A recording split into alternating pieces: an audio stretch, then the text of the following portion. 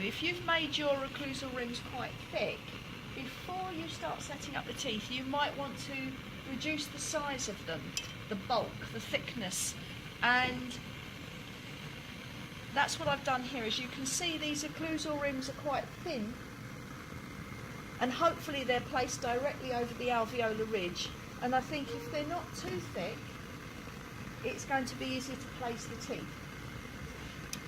What you should also do with the college block on, draw a pencil line on your table, and this will give you an indication of the position of the teeth as well.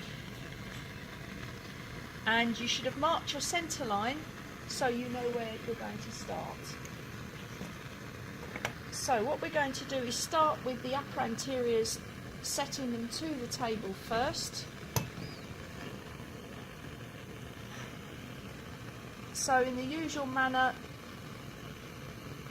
heat up the wax.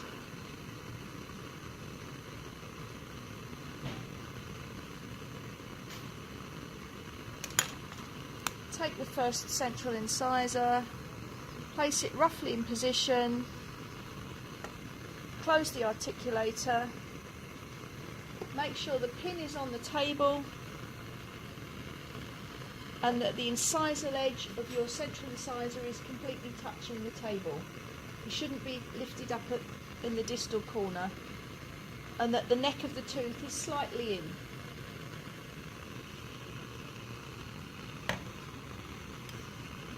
Then the lateral incisor, and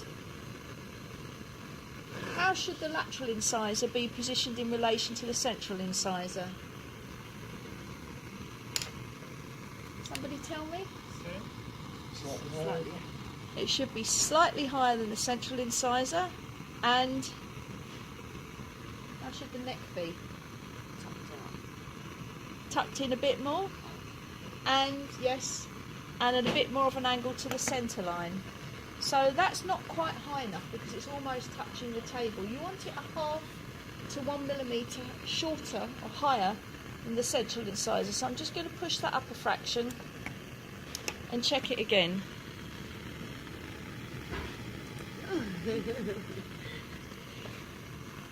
Okay, also check it this way so that they're starting to form a nice curve, and check it in relation to the pencil line.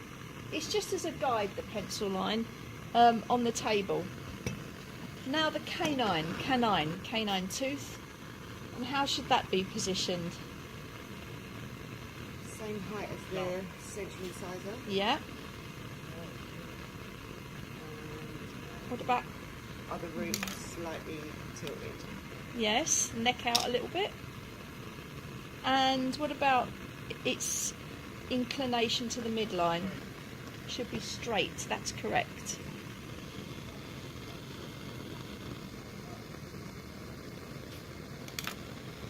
So that's our first 3 teeth. So it's just the tip of the canine that's touching on the table, but the key is that this pin remains on the table at all times. If this is lifted up even a tiny bit, that's going to be magnified in the mouth. It's going to be worse in the mouth and create a raised bite. So then you need to look at the teeth this way, and the easiest way is to put your finger there so you can see how they curve round, and the incisal edges of these teeth should start to begin a nice curved shape here, and the corner of the canine tooth should be tucked in slightly on this job. Oops.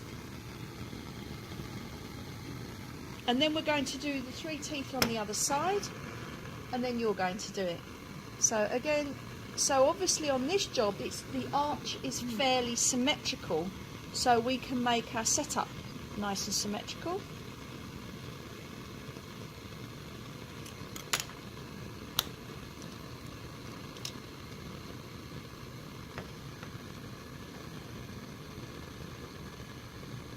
Now position the tooth roughly and then close the articulator, and then just tilt the tooth slightly and then check it this way. I can see I'm out of alignment slightly here.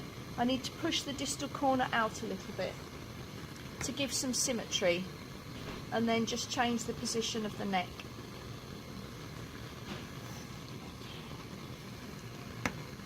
so that's your central incisor, lateral incisor the same.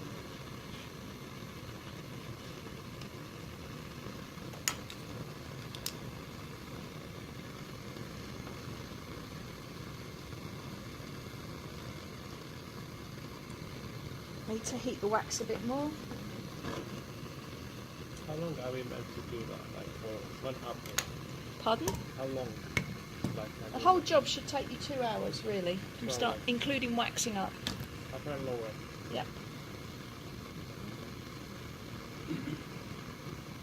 And that includes and that includes balanced occlusion. We're going to make balanced occlusion in this one, which is a little bit more tricky than the one that you did previously. Lateral incisor. Check the arch here. And then the canine again. So when you look at it this way, you want to try to make sure that they're at the same level. So you've got symmetry at the front.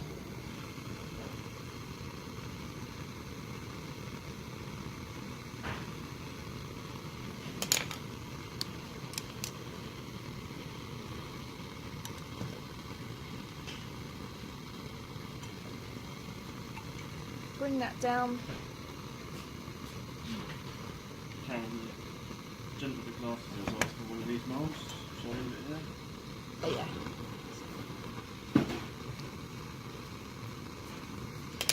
Okay.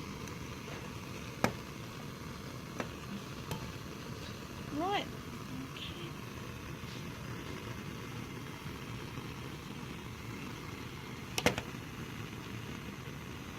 Right, so that's what you need to go and do. Do you want to have a look at that? Pass it round.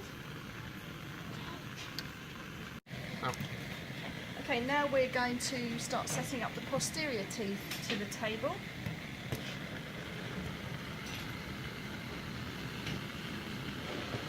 So heat up the wax in the normal way.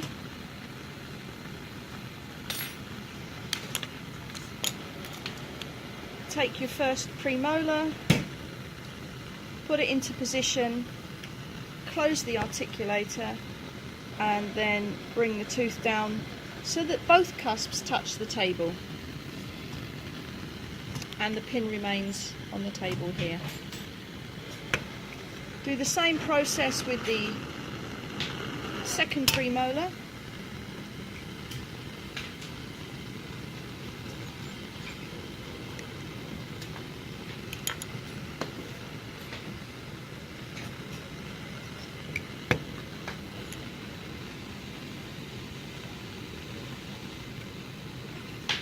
Once that's in position, we need to check the alignment over the alveolar ridge. So I need to just adjust these teeth slightly. They need to be in the centre of the alveolar ridge, like this, from the corner of the canine tooth here to the centre of the alveolar ridge. That's the easy part. We're now going to put in the upper first molar and start to introduce the compensating curves.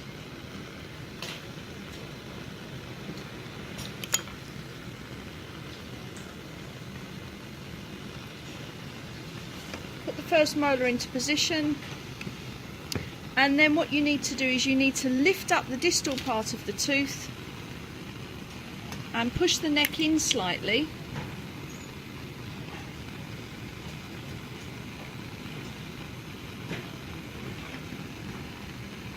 So only the mesial palatal cusp is touching the table, which is this one here. So when you look at it from the side, the buccal cusp should be off the table and the mesial palatal cusp should be touching the table. This is the introduction of the anterior posterior compensating curve.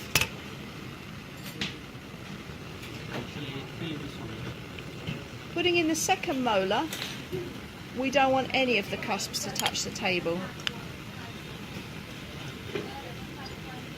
So put it in position.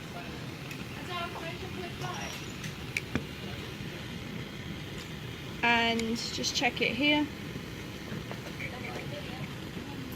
So you're getting a nice compensating curve. Just adjust this one slightly. These compensating curves will allow for anterior. The anterior posterior compensating curve will allow for the patient to have lateral movements without cuspal locking when they're using the denture. So, and then of course we just do the same on the other side. Just setting up the lower teeth to the upper denture in this method. So the first thing you need to do is to put your lower first premolars into the correct interdigitation position for a class 1 denture, and then that gives you your restricted space for the anteriors. So you then mark your centre line and then start to set up the lower incisors. And the reason we're doing it like this is because if we start from the central incisor, we spend some time setting up the incisors and then find that we can't get the premolar in the right position, you know, you've wasted a lot of time. So if you put the premolars in first, and then you've got your restricted space for the 6 lower anterior teeth.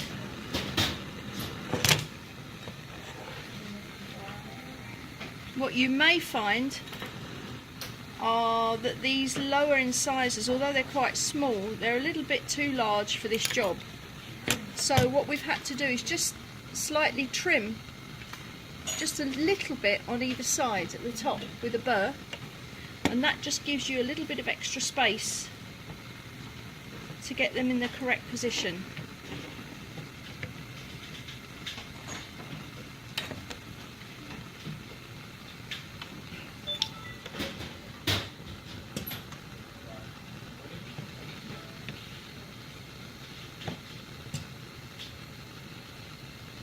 Now the canine.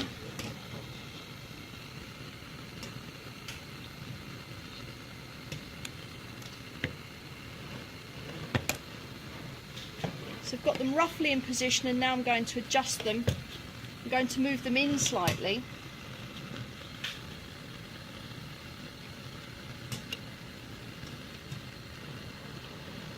So you want to maintain a nice arch shape here, following the anterior part of the alveolar ridge.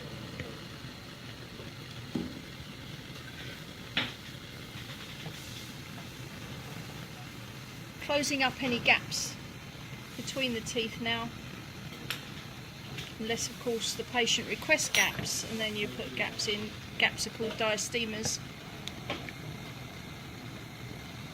Making sure you've got a reasonably equal distance of overjet here, and then working round to the other side.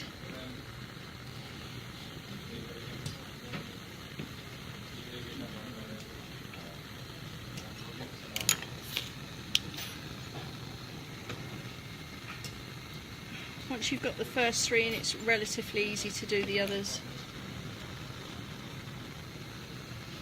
You've got less space on the patient's right side, so this is where we might find some difficulty in positioning the teeth without trimming them a bit more. Is it just this patient's models, or everyone is the same? No, it varies from patient to patient. Everyone is unique.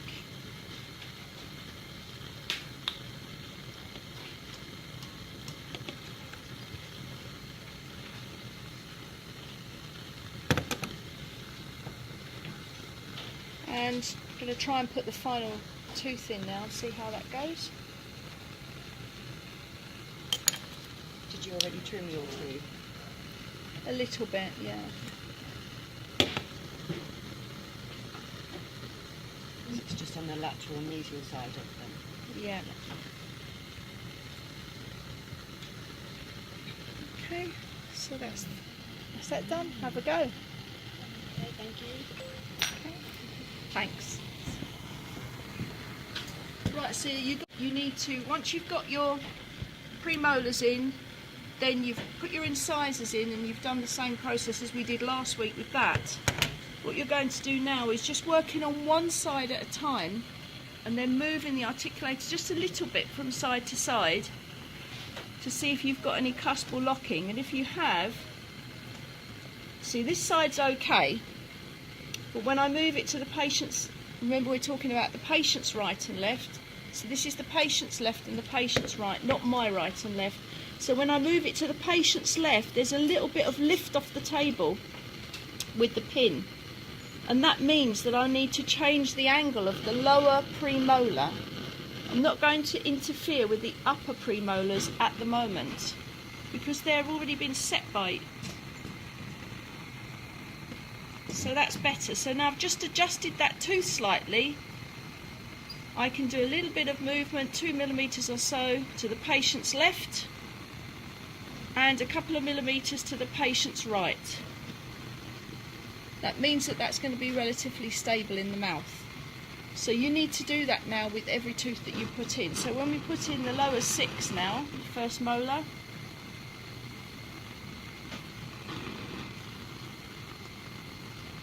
we do the same process.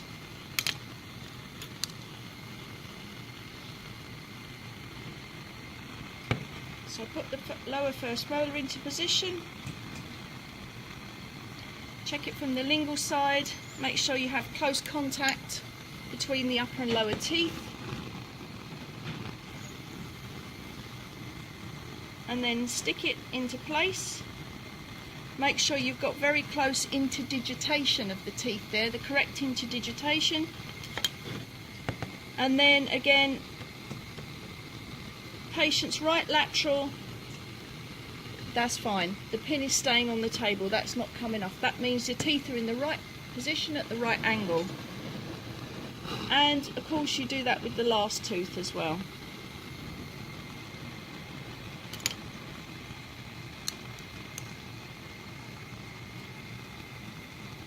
So put the last molar into the correct interdigitation first.